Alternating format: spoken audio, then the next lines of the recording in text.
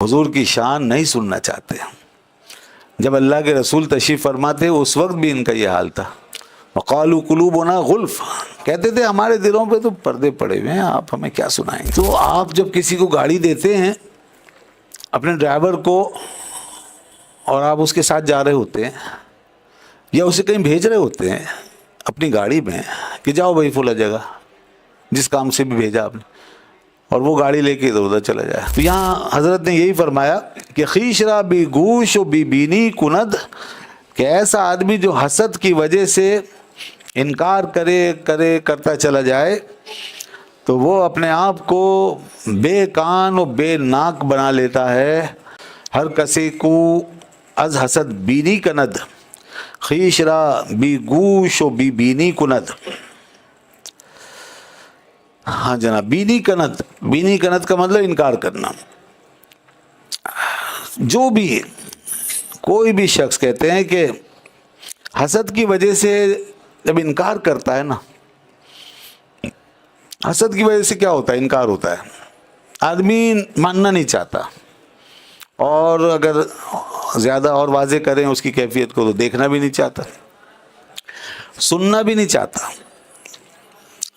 क्योंकि वो सब अंदर जाके जलाएगा, उसको तड़पाएगा, तो इसलिए वो ना देखना चाहेगा ना सुन। मसलन जैसे अब हमारे नबी पाक सल्लल्लाहु अलैहि वसल्लम से इन्होंने हसद किया, यहूदियों ने सबसे ज़्यादा, तो नहीं सुनना चाहते, हुजूर की शान नहीं सुनना चाहते। जब अल्लाह के रसूल तशरीफ़ फरमाते उस वक्त भी इनका ये हाल था। वक़ालू कुलूबुना गुल्फ, कहते थे हमारे दिलों पे तो पर्दे पड़े हुए हैं, आप हमें क्या सुनाएंगे। तो ये इनका हाल था, और फिर जो कुछ करते थे वो आपको पता ही है, कुरान पाक में कई बातें आई हैं। तो ये सुनी अनसुनी करते थे, और आज भी इनका ये हाल है कि सबसे ज़्यादा इन्हें नबी पाक सल्लल्लाहु अलैहि वसल्लम के ज़िक्र और आपकी शान से तकलीफ़ होती है। जितना हुजूर का नाम बयान किया जाए, जितना आपकी शान का जिक्र होता है, उतना यहूदियों के ऊपर खंजर चलते हैं। उसकी वजह हसद है जनाब, हसदम मिन इंद अनफुसिहिम, कुरान पाक में फरमाया कि ये अपने अंदर से हसद किए बैठे हैं ना, उसकी वजह से आपकी बात नहीं सुनते, नहीं सुनेंगे।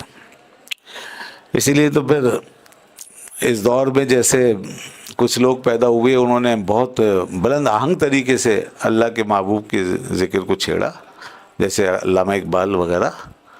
इस तरह के जब लोग आए तो इकबाल ने पूरी दुनिया के हालात को देखते हुए बाकायदा फिर कि मोहम्मद से वफ़ा तूने तो हम तेरे हैं, ये जहाँ चीज़ है क्या लोहो कलम तेरे हैं, और कुव्वत इश्क से हर पस्त को बाला कर दे, दहर में इसमें मोहम्मद से उजाला कर दे। वो इसीलिए उन्होंने फिर इस तान को खूब अच्छी तरीके छेड़ा है, ताकि यहूदियों पे और इन दुश्मनों पे बिजलियाँ गिरें। तो अब ये हसद की वजह से अगर कोई इनकार करे, आगे कहते हैं उसका नुकसान देखो, खीशरा बी गूश बी बीनी कुनद, अपने आप को बग़ैर कान के और बग़ैर नाक के किए ले रहा है। वो गूश माने कान और बीनी माने नाक, तो बेकान और बेनाक कर रहा है अपने आप को वो, क्योंकि वो मतलब ये है कि वो ना तो सुनना चाहता है, ना हक की खुशबू सूंघना चाहता है। हक की खुशबू होती है, और जिसके लिए आदमी की एक ईमान वाली नाक, ईमान वाला हादसा होता है, और उस हादसे से आदमी उसको पा लेता है, हक की खुशबू को। तो अब ये जो नहीं चाहता ना सुनना सूंघना, तो ये क्या कर रहा है, ये अपने आप को माजूर कर रहा है, अपने कान को, अपनी नाक को ये काट रहा है और उसको गोया के पामाल कर रहा है। जैसे अल्लाह ताला ने फरमाया वलहुम आदान ला यस्माऊना बिहा, कि इनके कान हैं मगर वो सुनते नहीं हैं उससे। तो इस तरह जो फरमाया सुम्मुम बुकमुन उमयुन, बहरे हैं, बुकमुन गूंगे हैं, उमयुन अंधे हैं। हालांकि देखो सब चीज़ें थी और वो काम भी कर रही थी, ऐसा नहीं है कोई माजूरों की जमात थी, कोई ना माजूर थे ना बीमार थे, लेकिन रूहानी लिहाज से ज़रूर माजूर थे और ज़रूर बीमार थे। तो चूँकि वो कान जो हैं हक नहीं सुन रहे थे तो बहरे हो गए, बस अल्लाह ने फरमाया बहरे। اور جب زبان حق بولنے سے قاصر ہو گئی تو گونگی ہو گئی. اور اسی طرح آنکھوں کو کہا اندھی، آنکھیں اندھی ہو گئی. تو یہ فرمایا گیا. یہاں بھی آپ نے یہ فرمایا جب کوئی حسد سے ایسا ہو جائے تو پھر وہ گونگا بہرا اور اندھا ہی ہوگا. بالکل جناب، ہم حاسدوں کا یہی حال دیکھتے ہیں. حسد میں اتنے لپٹ جاتے ہیں لوگ کہ بالکل اندھے ہو جاتے ہیں، بالکل کچھ نظر نہیں آتا ہوں اور نہ کچھ سنائی دیتا ہے. اچھا، یہ جو فرمایا کہ اندھے بہرے گونگے، حالانکہ ان کی آنکھیں بھی تھیں، ان کی زبانیں بھی تھیں اور ان کے کان بھی تھے، لیکن جب یہ کہا کہ اندھے ہیں تو اس میں اشارہ ہے نا جو ہمارے مفسرین نے بیان فرمایا. اور وہ اشارہ یہ ہے کہ دیکھو جب کوئی مقصود کو چھوڑ دے نا تو سمجھ لے پھر وہ اس سے بالکل معروم ہو گیا. جو اس کے پاس جو چیز ہے نا، جو آلہ ہے، جو آرگن ہے، اس سے معروم ہو.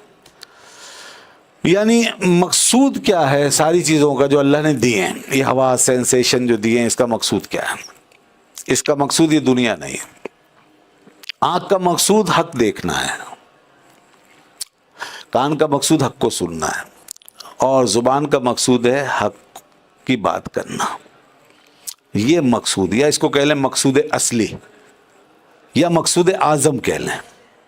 سب سے بڑا مقصد اللہ نے کیوں بنایا یہ سب؟ یہ دنیا دیکھنے کے لیے اور اس دنیا میں بہکنے کے لیے اور اس میں کھونے کے لیے.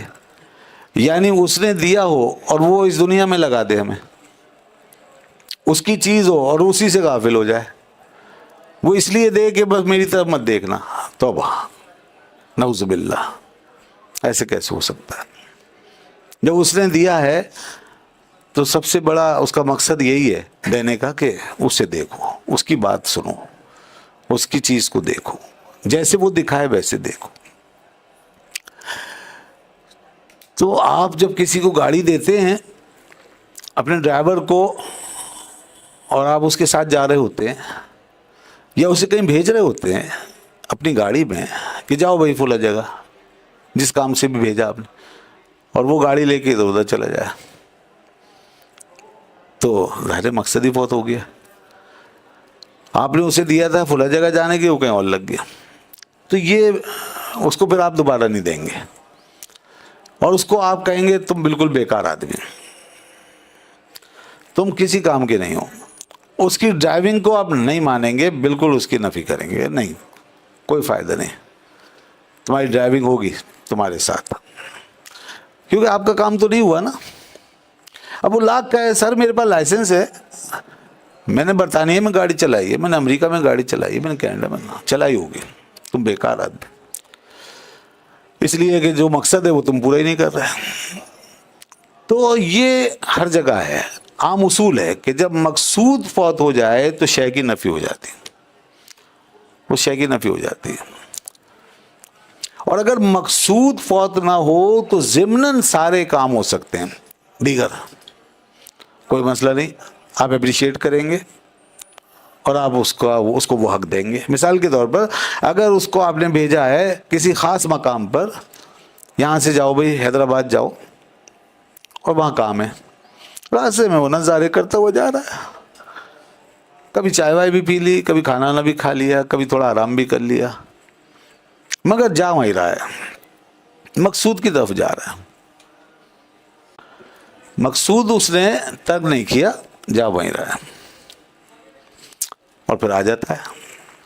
اب آپ کو کوئی اعتراض نہیں ہے، آپ کہیں گے ٹھیک ہے شاباش، باقی آپ نے چائے وائے پی ہے، کھانا نہ کھایا، تھوڑا آرام کیا، ادھر ادھر دیکھا ہے، نظارے کیے، کوئی حرج نہیں ہے. بس بلا مثال و بلا تشبیہ اللہ نے آنکھ دی ہے، مقصود وہی ہے کہ حق کو دیکھنا ہے، اور پھر اس ضمن میں تم یہ سارے نظارے کرتے جاؤ، اس کی دنیا کو دیکھتے جاؤ، مگر مقصود سے آنکھ نہ ہٹاؤ.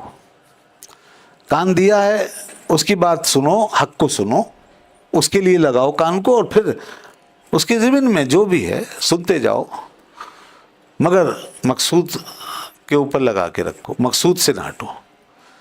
اسی طرح زبان سے سب کچھ کرو، باتیں کرو، اپنے مقاصد پورے کرو، اپنے فوائد حاصل کرو، مگر حق کی بات کہنے سے گریز مت کرو۔